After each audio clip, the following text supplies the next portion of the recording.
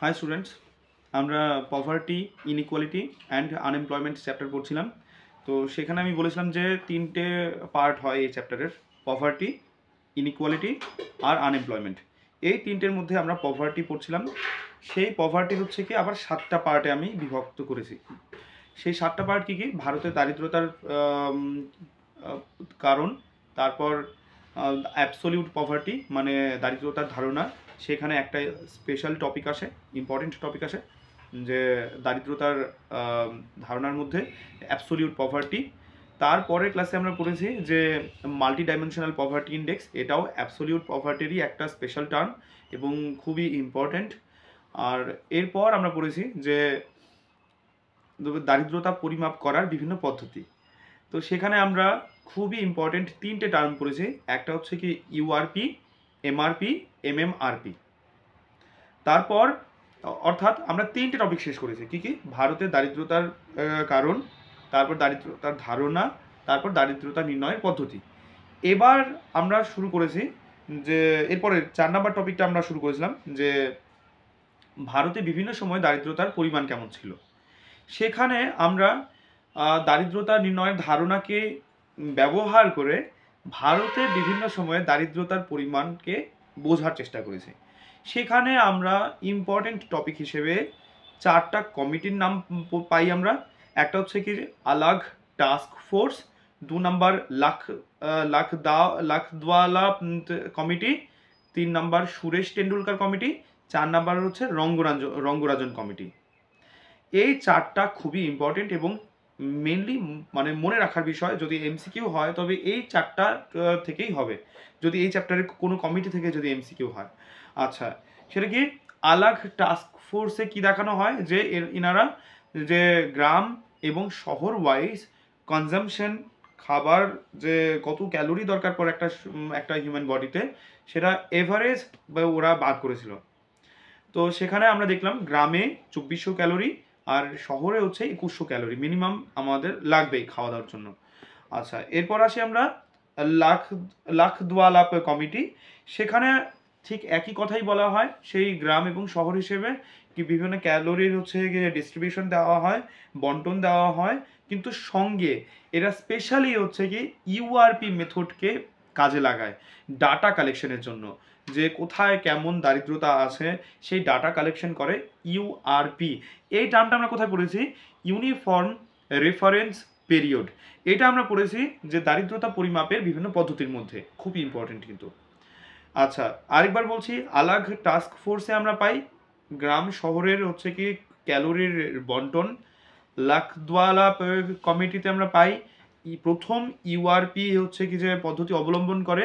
এরপর আসে সুরেশ টেন্ডুলকার কমিটি, এটা 2004-5 অর্থবর্ষে আসে।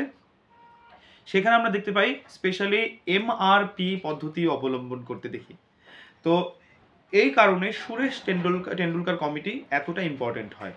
আচ্ছা, সুরেশ টেন্ডুলকার কমিটিকে আরও ইম্পর্টেন্টভাবে মনে রাখার এটাই কারণ, ওই সময়ে এনএসএসও এর 61তম রাউন্ডে পভার্টি বা দারিদ্রতা যে ক্যালকুলেট করা হয়েছিল, তার সঙ্গে কোনোভাবেই কিন্তু সুরেশ টেন্ডুলকার কমিটির খুব ভালো একটা সামঞ্জস্য দেখতে পাওয়া যায় না।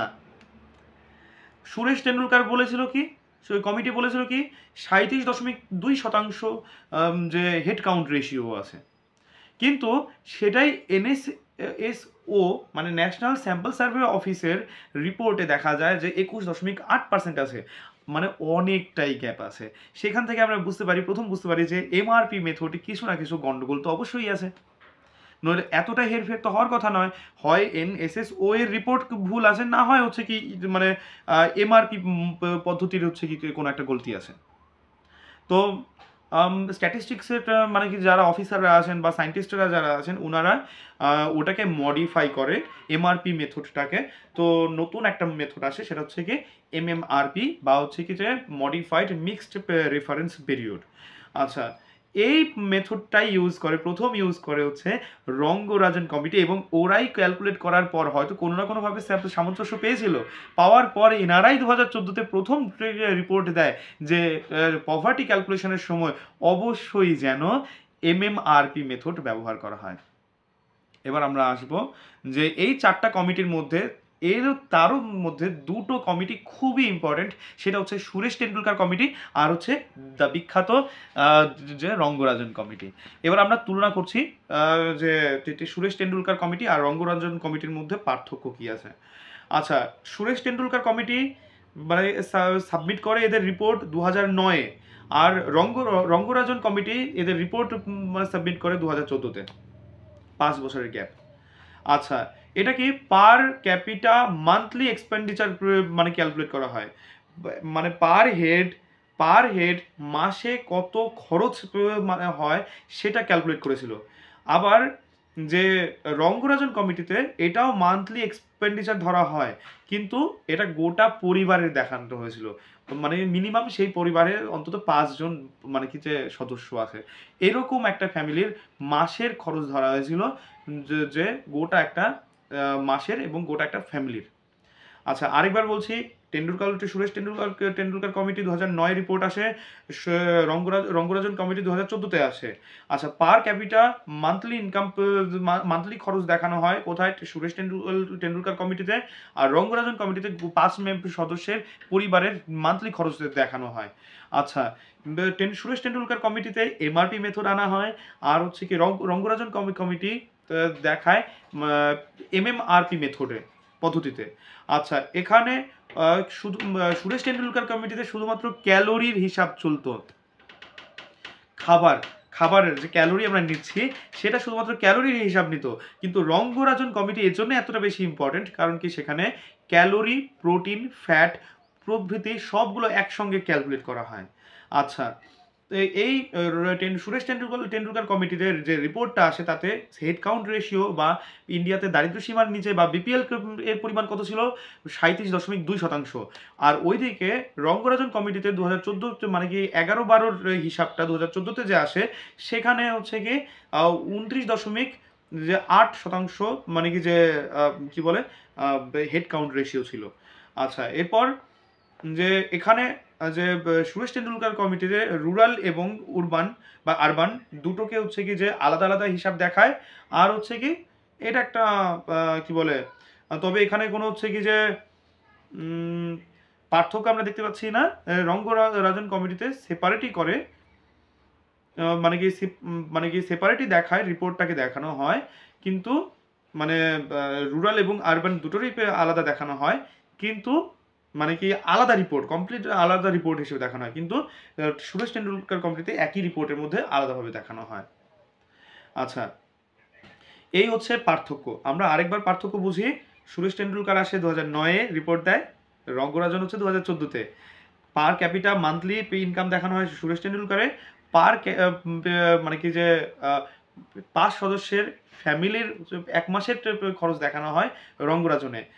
টেন্ডুলকারে হচ্ছে কি ক্যালোরির হিসাব, রঙ্গরাজনে ক্যালোরি, প্রোটিন, ফ্যাটের হিসাব। তারপর হচ্ছে কি যে সুরেশ টেন্ডুলকারের 37.2% আর হচ্ছে হেড কাউন্ট রেশিও, আর রঙ্গরাজন কমিটিতে হচ্ছে কি 29.5 বা 8% হচ্ছে কি হেড কাউন্ট রেশিও। তারপর আর এইদিকে রুরাল এবং আরবানের হিসাবটা একই রিপোর্টে দেখানো হয়, আর হচ্ছে কি রঙ্গরাজনে কমপ্লিটলি আলাদা রিপোর্টে দেখানো হয়। এই হচ্ছে পার্থক্য।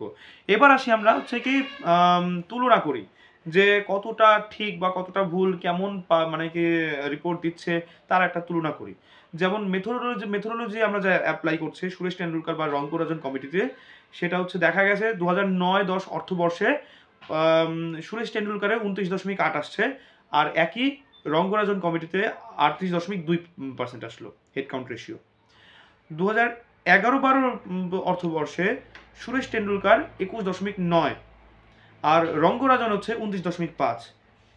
তাতে পভার্টি যে হ্রাস পাচ্ছে 2009-10 অর্থবর্ষ থেকে 2011-12 অর্থবর্ষে, মানে 2 বছরের মধ্যে পভার্টি কতটুকু হ্রাস পেল তাতে সুরেশ টেন্ডুলকারে দেখাচ্ছে 7.9%, আর রঙ্গরাজন কমিটিতে 8.7%। মানে খুব একটা বেশি পার্থক্য নেই, কিন্তু মানে কতটুকু পভার্টির পার্থক্য হচ্ছে সেটা খুব একটা বেশি পার্থক্য নেই, কিন্তু পার্থক্য হচ্ছে কোথায়, যে একটা নির্দিষ্ট অর্থবর্ষে 2009-10 অর্থবর্ষে সুরেশ টেন্ডুলকার কমিটিতে কম পভার্টি আসলো, কিন্তু রঙ্গরাজন কমিটিতেই সেটা বেশি আসলো। এখন এখানে একটা প্রশ্ন দাঁড়ায়, সুরেশ টেন্ডুলকার কমিটি তো এমআরপি মেথড নিয়েছে, কিন্তু রঙ্গরাজন কমিটি তো কি বলে এমএমআরপি রিপোর্ট নিয়েছে। কিন্তু আমরা যখন পভার্টি বা দারিদ্রতা নির্ণয়ের পদ্ধতি পড়লাম, সেখানে আমরা দেখলাম যে এমএমআরপি রিপোর্টে কম আসা উচিত ছিল। তাহলে এরকম কেন হলো? এমএমআরপি রিপোর্টে বেশি মান আসলো কিন্তু এমআরপি রিপোর্টে কম মান আসলো, সে তো একইভাবে বলা যেতে পারে। কিন্তু এখানে দেখার বিষয় হচ্ছে ডাটা যে কালেকশন করছে সেটা কিভাবে করছে। দুটো মেথড আলাদা আলাদা মেথড, এটা ঠিক আছে। এমএমআরপি মেথডে বা রঙ্গরাজনে কম আসার কথা ছিল, কিন্তু আসলো কোথায়? সুরেশ টেন্ডুলকারে কম আসলো। হয়তো এমনও হতে পারে যে সুরেশ টেন্ডুলকার কমিটিতে যেভাবে যে পদ্ধতিতে ডাটা কালেকশন করছে, রঙ্গরাজন কমিটি ডাটা কালেকশনের পদ্ধতি সেটা আলাদাভাবে ছিল, এটাও একটা কারণ হতে পারে। তারপর হচ্ছে কি যে এমএমআরপি মেথডে আমরা দেখলাম যে আনুষঙ্গিক অনেক খরচ দেখানো হয় সেখানে, তো সেখানে সেই কারণ হতেও পারে সেটা, যেটা কিনা এমআরপি মেথডে দেখানো হয় না। আজকে এই পর্যন্তই থাক এই ভিডিওতে। নেক্সট ভিডিওতে আমরা বিপিএল সেন্সাস পড়ব, মানে আমাদের 5 নাম্বার টপিক বিপিএল সেন্সাস, সেটাকে আমরা ভালো করে পড়ব। তো আশা করি সবাই সঙ্গে থাকবে। আজকে এই পর্যন্তই থাক।